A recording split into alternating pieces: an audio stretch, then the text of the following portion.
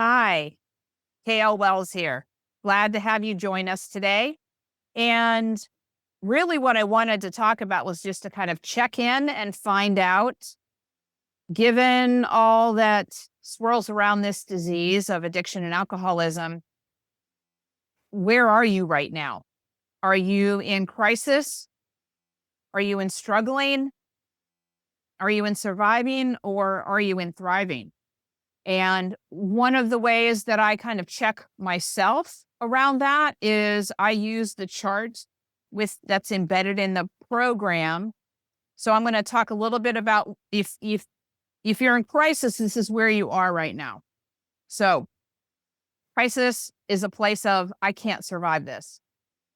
It's disabling, distress, loss of function, panic attacks, nightmares or flashbacks. You're unable to sleep or fall asleep. There's intrusive thoughts. Anytime the phone rings, you're thinking, is this the phone call? Or is this my son, daughter, spouse, or whoever is the addict in my life calling? They've been in an accident. They want money. They need rescuing. Just that hypervigilance when the phone rings. So thoughts of self-harm or suicide, obviously, if you have any thoughts along those lines, please call the suicide hotline or get a hold of a counselor, reach out to a therapist, certainly call a friend or somebody who loves you and find somebody to talk to because this is temporary and this can be worked with and worked on to get you into a different place with dealing with this disease. You are easily enraged or aggressive, which means you are really at the edge of your ability to manage yourself. And so many reasons for that to be happening. When we are massively stressed and we're not taking really good care of ourselves, that's kind of the go-to.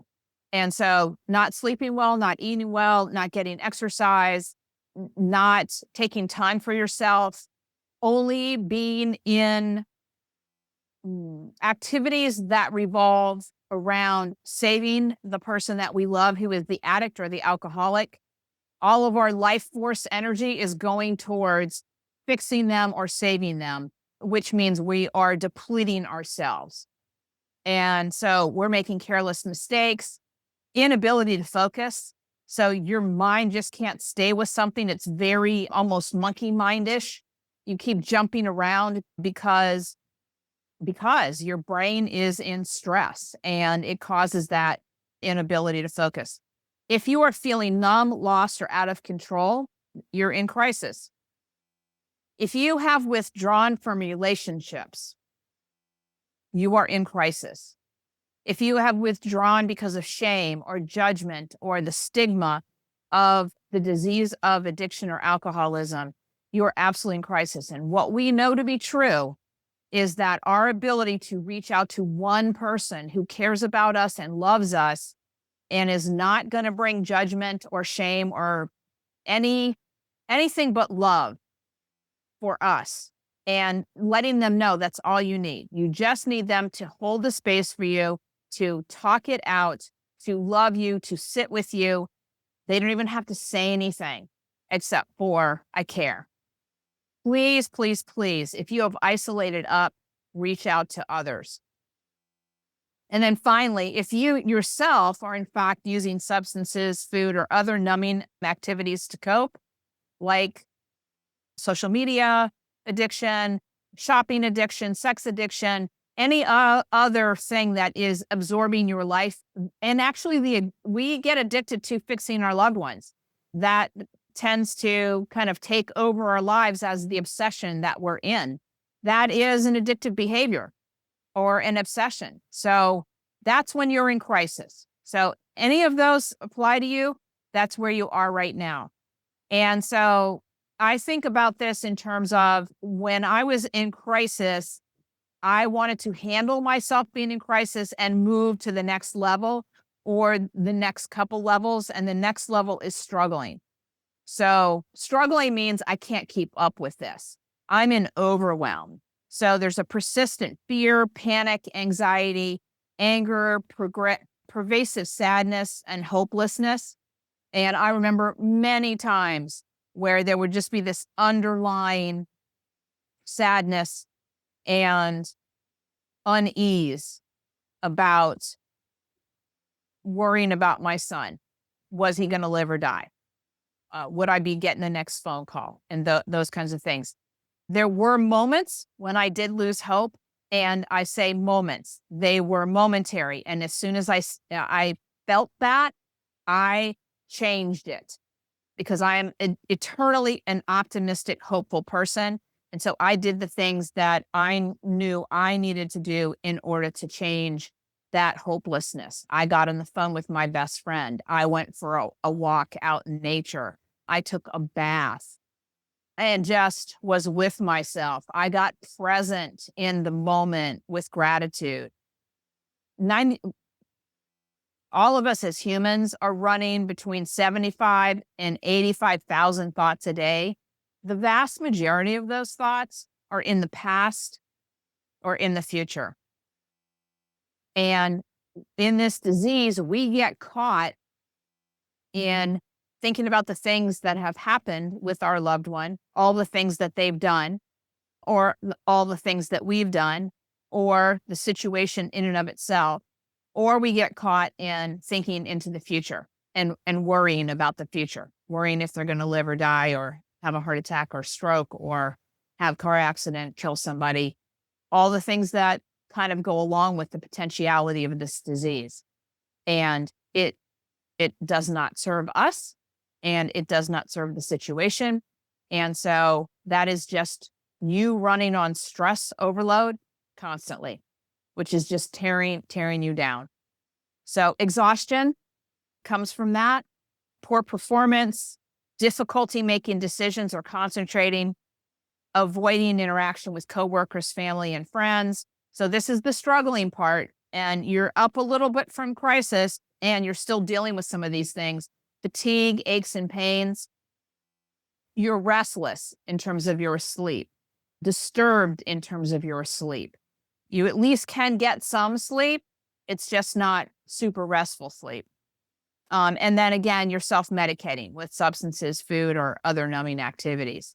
And in crisis, there's a dependency on those things in order to be able to just be in your own skin around this. In struggling, you're self-medicating so you can come and go from it.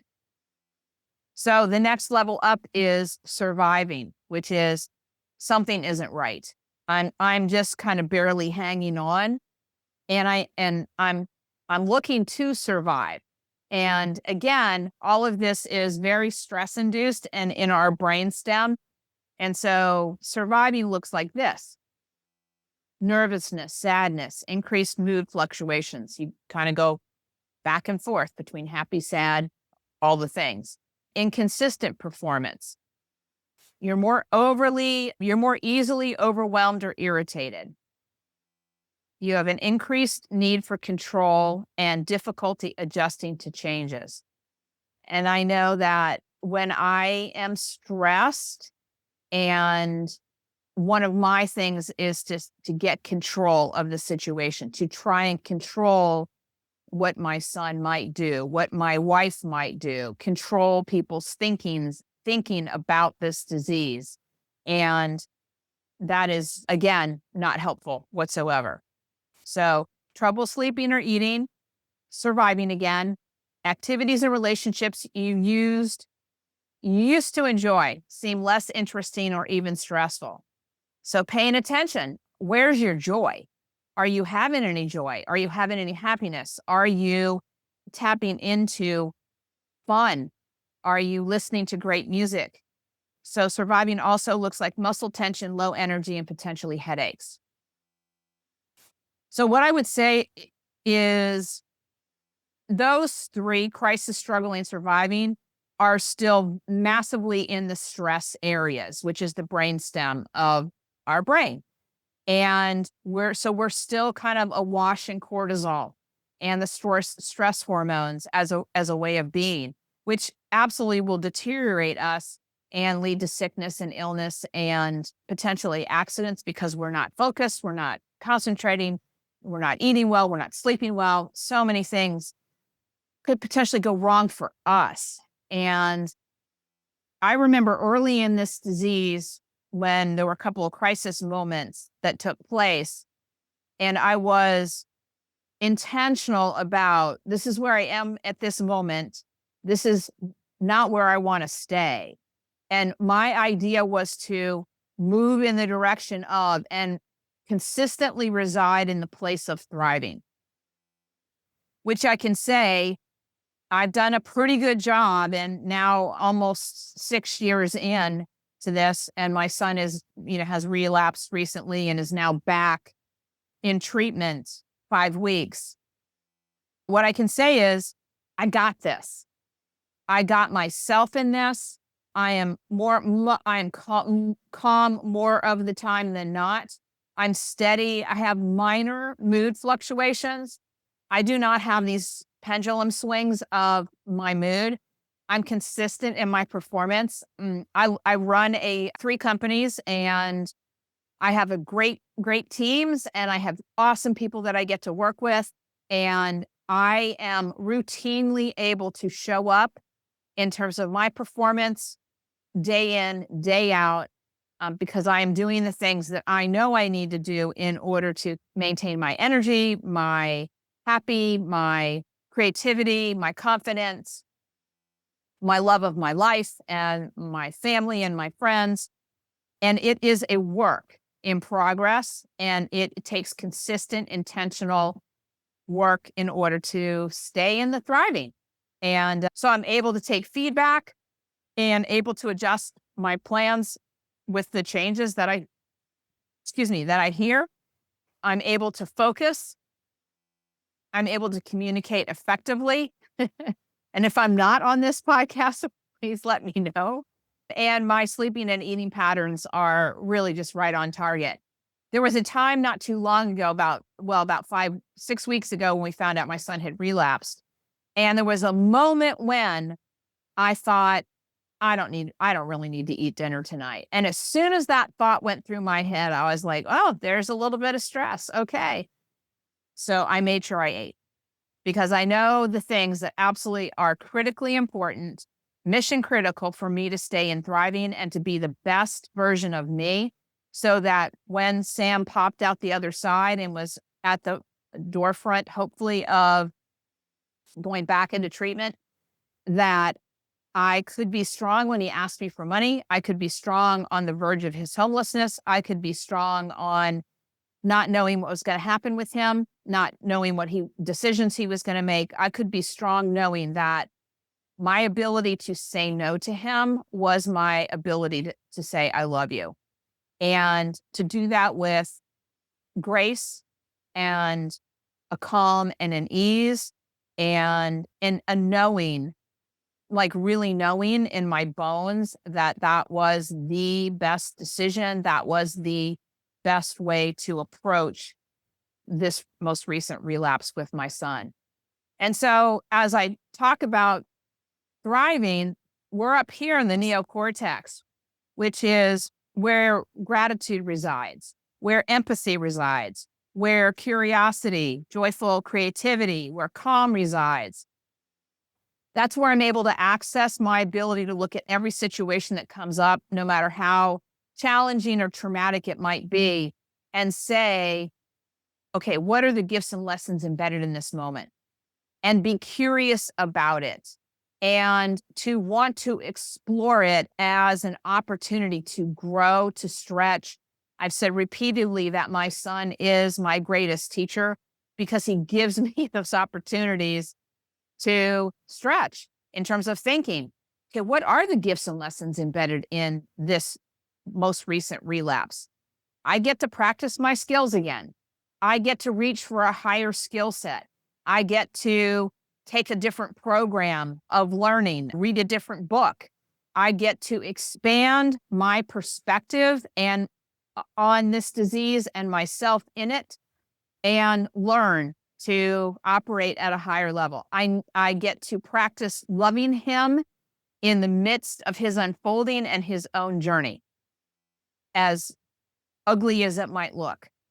And so I have set an intention for myself that the thriving place, the calm place, the happy place, the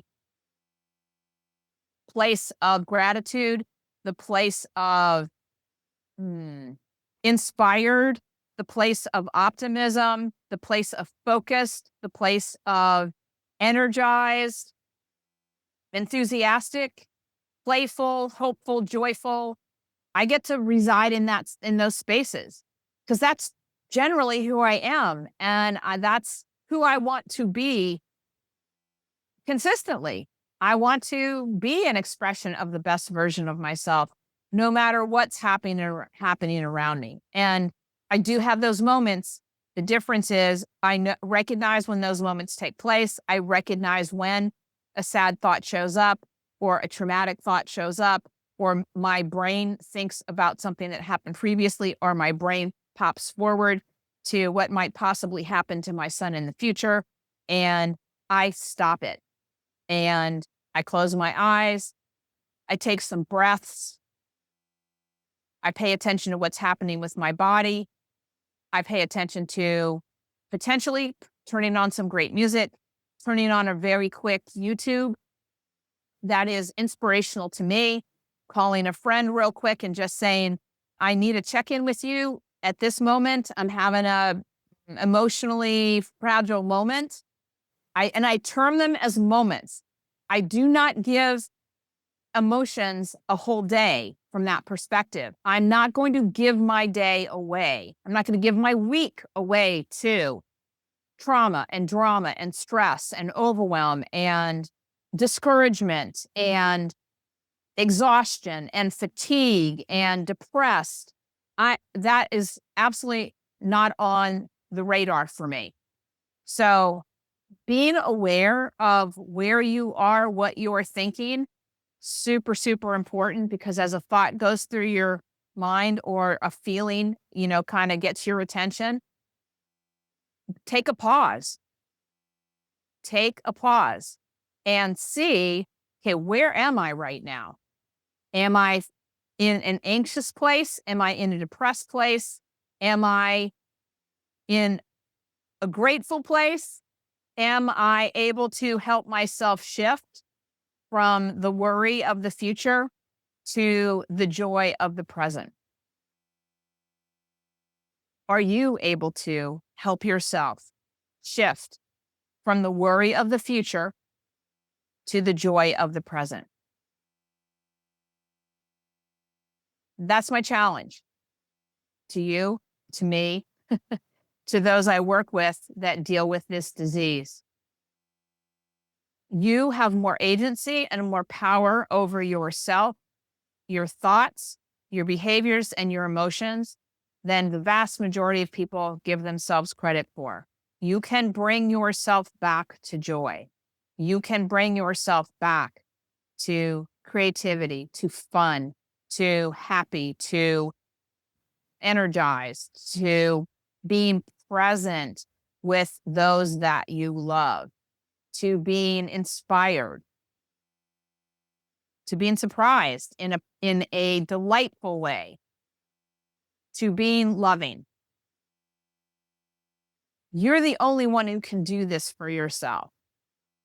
To be at ease and in the flow of calm and joy and presence and peacefulness and contentment. These are all choices that we get to make. So that's my challenge to you today. What choices are you making? Are you routinely kind of tapping in and being aware? This is what I'm thinking right now. This is how I'm behaving right now. This is how I'm feeling right now.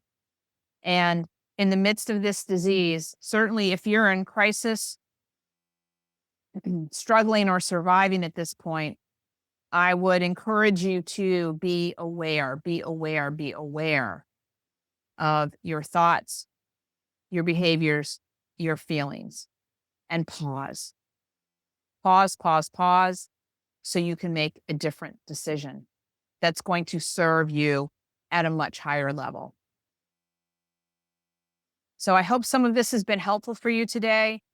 My my hope for all that listen to this podcast or this training is that you realize that you are so powerful, and your loved one who is in addiction mode or alcoholism mode needs the best version of you to aim towards, to move towards, and to be present for them when they come out the other side.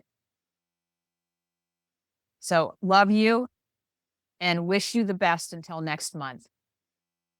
Strive for thriving. Take care.